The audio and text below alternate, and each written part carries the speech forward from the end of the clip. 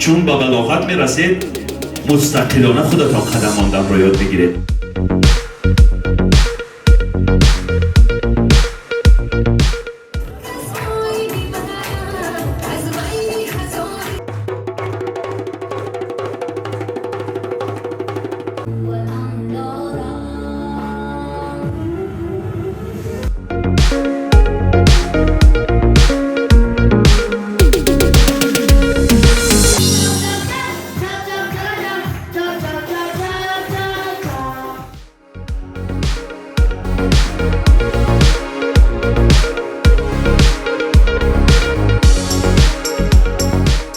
همه شما برای ما فرزندید، عزیزی دل و جان ما هستید، برابر فرزندان ما هستید.